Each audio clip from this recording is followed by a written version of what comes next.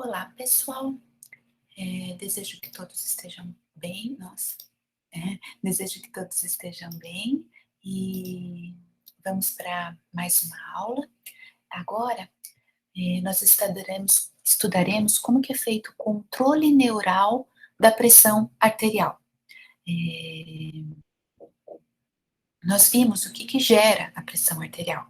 Então, eu tenho uma pressão arterial, porque eu tenho um determinado volume de sangue dentro das artérias, que essas artérias elas são passíveis de mudar o seu raio, então, em diferentes momentos eu posso ter diferentes situações, que essa pressão arterial, na média, ela vai ser dada pelo débito cardíaco, ou seja, a frequência cardíaca e o volume sistólico, o volume que o coração consegue ejetar, mais a dificuldade que esse sangue vai ter ou não para percorrer o sistema. Que eu tenho uma pressão arterial que ela é gerada em um fluxo de sangue dentro desse sistema, pela diferença de pressão que eu tenho do lado arterial, local de alta pressão, para as veias, o local de baixa pressão da circulação. E por que seria importante eu ter mecanismos para controlar isso? Porque eu preciso de adequar o fluxo de sangue para atender às necessidades metabólicas dos tecidos e não sobrecarregar o coração. Então, eu tento fazer esse fluxo de sangue para os tecidos, quando em atividade ou quando em repouso, segundo as necessidades metabólicas, da melhor forma possível, ajustando frequência, volume sistólico ou o grau de dilatação ou contração dos vasos sanguíneos. Então, sabendo que a pressão arterial média é o débito pela resistência, eu queria só mostrar para vocês uma coisa, que pressão arterial média, muitas pessoas podem pensar que é só fazer uma média de 120 a 80. Não. A pressão arterial média, ela é dada por um cálculozinho que é a pressão arterial diastólica mais um terço da pressão de pulso, ou seja, a diferença da sistólica menos a diastólica dividida por 3. Isso também, toda vez que eu falo de pressão arterial média, se eu fizer o cálculo de 120 por 80, que é considerada a normotenso, pressão arterial ideal, boa pressão arterial no repouso para as pessoas, ela vai dar uma pressão arterial média de aproximados 93 milímetros de mercúrio. E isso é o ideal para que o meu sistema cardiovascular trabalhe sem sobrecarregar o coração. E essa pressão arterial média, em geral, ela vai refletir ou dar uma ideia do trabalho cardíaco e da resistência ao fluxo de sangue. A sistólica, ela me diz mais ou menos o quanto o coração está trabalhando. Então, se ela começar a ficar acima de 120, significa que eu estou colocando esse coração para trabalhar um pouco mais.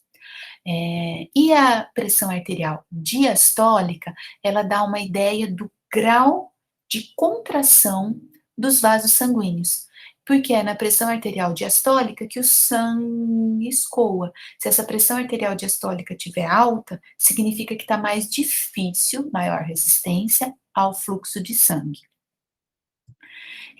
A pressão de pulso, que seria só a diferença da sistólica menos a diastólica, ela, na verdade, ela é importante para os cardiologistas, eles sempre já fazem essa continha bem rapidinho, para ter uma ideia, porque, em geral, uma pressão arterial média boa vai ter uma pressão de pulso em torno de 40 milímetros de mercúrio. Se isso for muito abaixo de 40, é um sinal de alerta. É sinal que o coração está trabalhando muito e que tem uma resistência ao fluxo muito grande. Então, eu preciso investigar, é sinal de, opa, acendeu a luz vermelha do painel. E se essa pressão de pulso estiver muito larga, é sinal que pode ter insuficiência do meu músculo cardíaco. Então, são sinais para o clínico, e eu só estou passando isso para vocês terem uma ideia, para a vida mesmo, porque é um tema que, cedo ou tarde, vocês vão escutar falar de alguém da família, com vocês, em algum momento. Porque eu tenho uma notícia que talvez não seja melhor, mas a pressão arterial A hipertensão arterial é um problema que acomete uma grande parte da população, chegando a acometer quase 50% da população adulta. E ela é considerada a doença das metades, que dessa parte da população, apenas metade irá realmente procurar atendimento médico adequado e seguir o tratamento. E muitas vezes, dessa metade que procurou o atendimento, só metade vai realmente seguir e fazer o tratamento adequado, porque muitas vezes precisa fazer ajuste de dose de medicação e as pessoas têm uma resistência muito grande a tomar medicação contínua, de uso contínuo. Então, esse controle não é muito bem feito, por isso ela é chamada de doença das metades. Então, é bom a gente ter uma ideia disso, às vezes para dar um toque para um familiar, procurar uma ajuda, às vezes para a gente mesmo procurar um aconselhamento médico mais adequado. E para que será que eu controlo essa PA?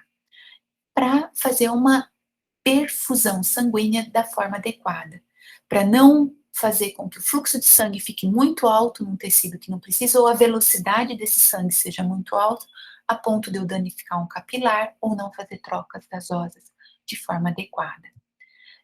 Eu tenho alguns mecanismos que ao longo da nossa evolução foram feitos, que são os mecanismos locais, neurais e humorais.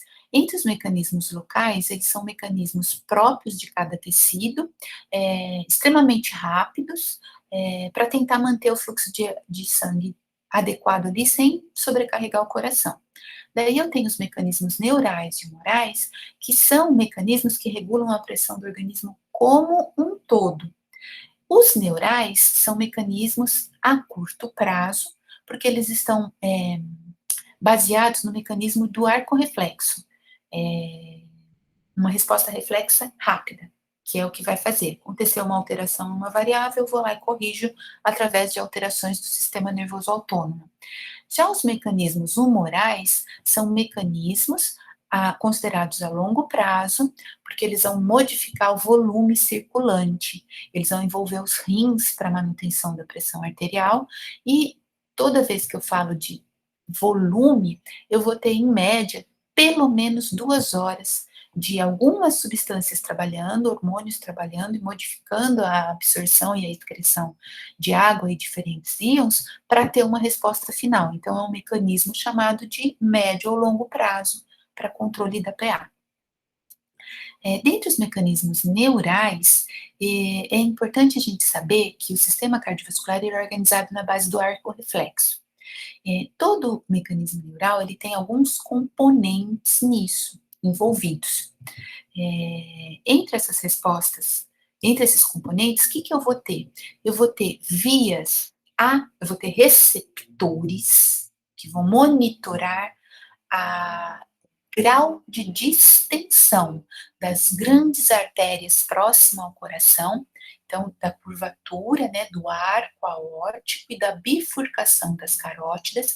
Eu tenho receptores, chamados de baroreceptores ou pressoreceptores, que monitoram o grau de distensão dessas grandes artérias próximas ao coração, que informam o sistema nervoso central.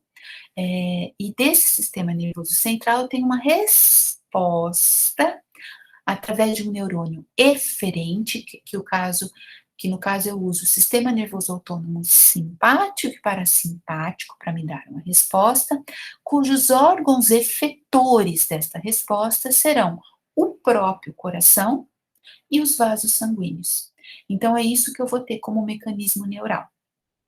Uma via aferente, uma estação central integradora, uma via eferente e os órgãos efetores.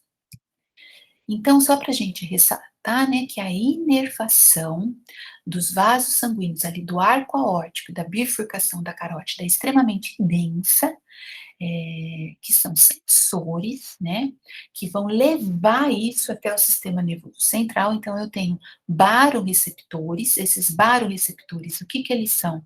Na verdade, eles abraçam, né, o arco aórtico e a bifurcação das carótidas para monitorar o grau de distensão desses grandes vasos a cada batimento cardíaco.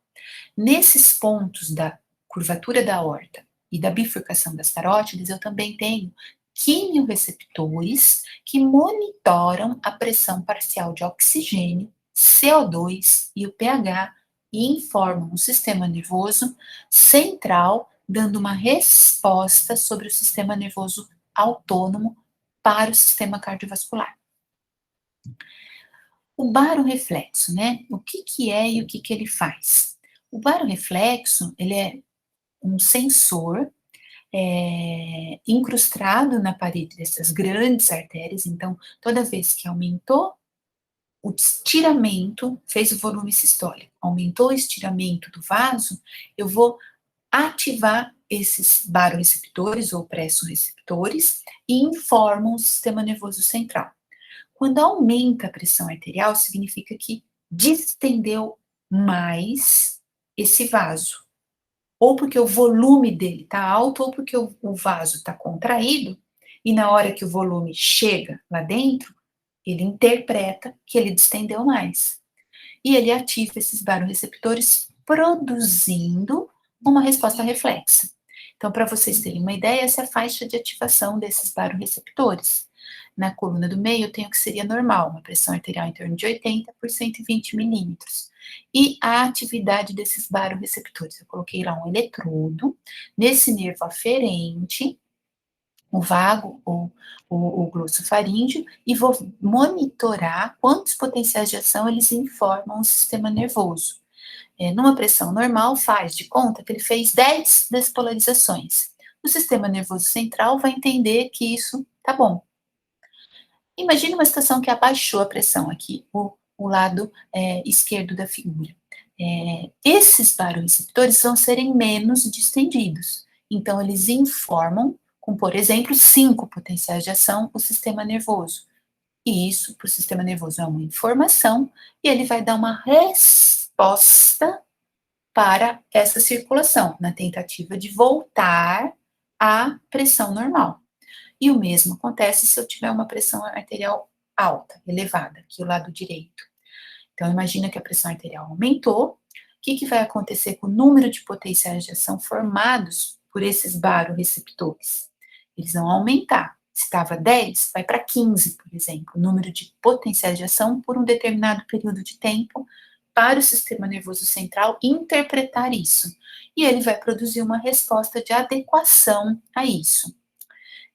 Na verdade, se aumentar ou diminuir a pressão, eu altero o padrão dessa despolarização e produzo uma resposta de, se a pressão caiu, está menor, menos estiramento na parede do vaso, a resposta é ativar o sistema nervoso autônomo simpático. Caso a pressão arterial aumentou, distendeu mais o vaso, produziu mais potenciais de ação. A resposta é fazer uma ativação do sistema nervoso autônomo parasimpático. Então, qual seria a grande importância de eu ter esses baroreceptores? E olha que legal, eles monitoram aquele volume sistólico, logo ali bem próximo do coração, e o volume de sangue que vai para o encéfalo, que é um tecido extremamente nobre. Nesse experimento, que foi feito está registrado no livro do Guyton, e foi feito no laboratório do professor Guyton, que é um grande nome em pesquisa cardiovascular. O que eles fizeram? Eles cortaram a inervação desses baroreceptores, não, eles tiraram o baroreceptor. E o que foi observado? Que antes, aqui nesse gráfico, à esquerda, o baroreceptor está intacto. No gráfico à direita, foi retirado. E o que a gente observa de cara? Que a pressão arterial fica muito lábil, varia muito. Então, qual seria a grande importância desses baroreceptores? Diminuir a variabilidade diária de modificações da pressão arterial, senão a gente até passa mal. Cada vez que a gente muda de postura, muda de sentado para em pé, de deitado para em pé, ou de em pé para deitado, eu mudo a dinâmica dos fluidos corporais dentro dos vasos sanguíneos com maior ou menor pressão atmosférica sobre esse sangue. Então, o que vai acontecer? Eu mudo a forma que esse coração é preenchido com o sangue. E eu posso modificar essa pressão a um batimento cardíaco. O baroreceptor, como ele monitora cada batimento cardíaco, cada vez que eu fiz volume sistólico, eu estiro a parede das grandes artérias que informam o sistema nervoso. Como ele monitora momento a momento o coração, ele corrige isso de forma reflexa e rápida, sem que a minha pressão varie muito ao longo do dia. Então, ele tem essa grande finalidade de impedir essa variabilidade acentuada da pressão arterial ao longo do dia. Não é que a nossa pressão não vá mudar ao longo do dia. Se eu subir uma escada, ela vai subir. Só que ela vai subir um valor um pouco menor do que se eu não tivesse o baroreceptor. E ela vai voltar ao normal mais rápido do que se eu não tivesse o baroreceptor. Essa que é a ideia. Não é que vai ficar estática a pressão, não é isso. Ela vai variar menos do que ela variaria caso eu não estivesse esse baroreceptor.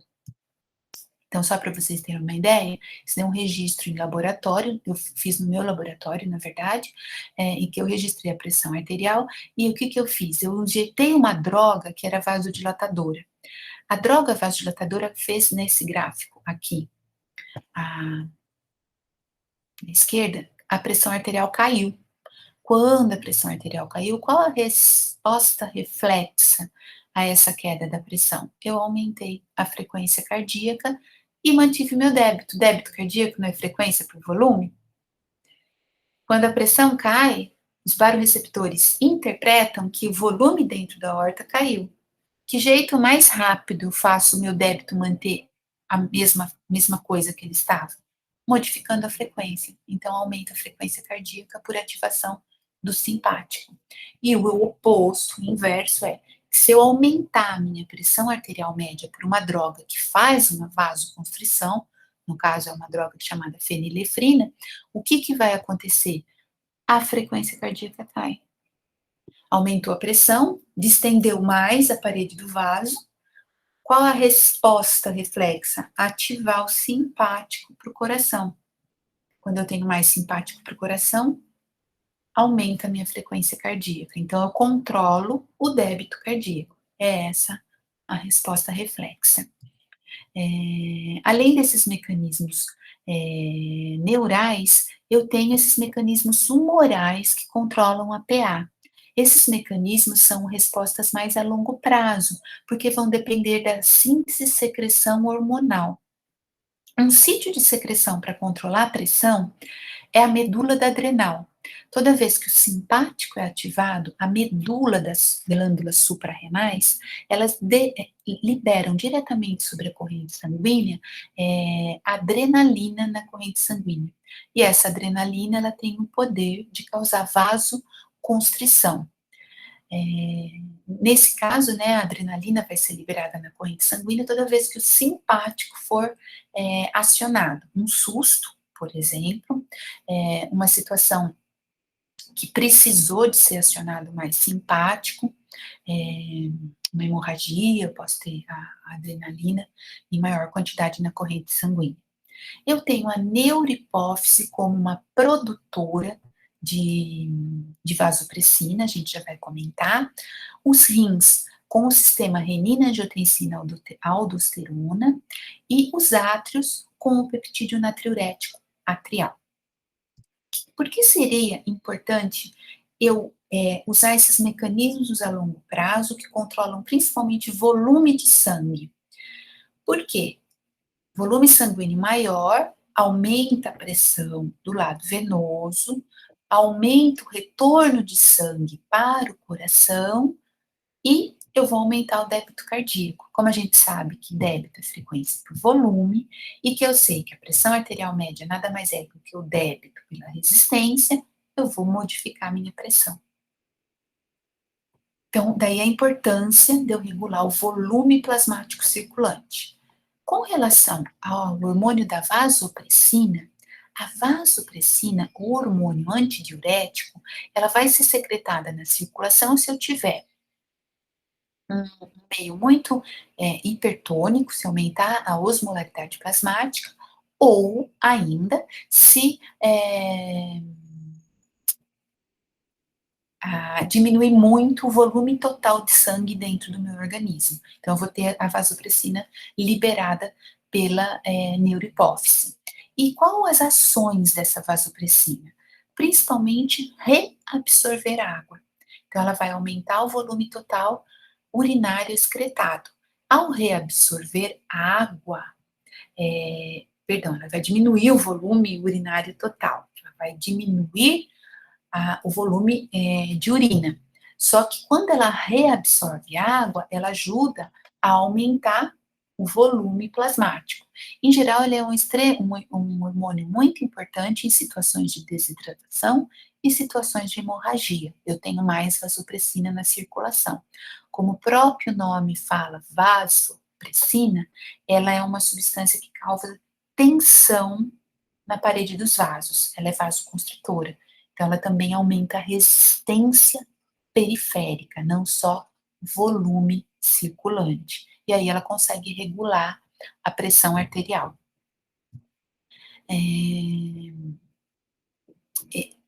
Então, o papel da vasopressina na regulação da pressão seria em situações onde eu tive queda de volume circulante, que ela estaria envolvida numa situação normal.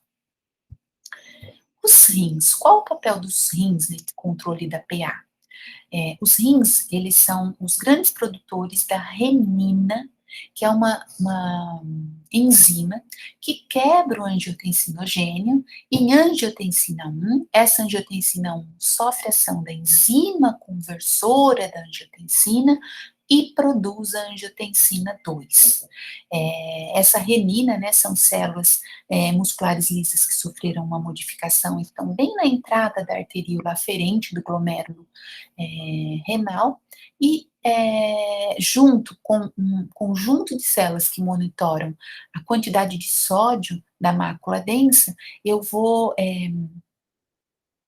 formar um aparelho justaglomerular que monitoram como é que está a concentração de sódio e o fluxo de sangue ali, para ter mais ou menos renina na circulação sanguínea. Se eu tiver o simpático acionado, eu também posso diretamente fazer liberação de renina na corrente sanguínea. Se eu tiver diminuições acentuadas da pressão arterial nessa arteríola aferente, eu também posso liberar a renina. Ou ainda se diminui muito a concentração de sódio lá naquelas células que sensibilizam isso e formam a mácula densa, que são células do túbulo contorcido distal, eu também favoreço a liberação de renina. E essas situações, perdão, pessoas, essas situações, a renina vai agir sobre a angiotensinogênio, produzir angiotensina 1, a angiotensina 1 sofrer ação da ECA, produzir angiotensina 2, e a angiotensina 2, novamente, o próprio nome da molécula fala, angiotensina, ela produz uma tensão sobre os vasos sanguíneos, assim como a vasopressina. Então, vai aumentar a resistência periférica total.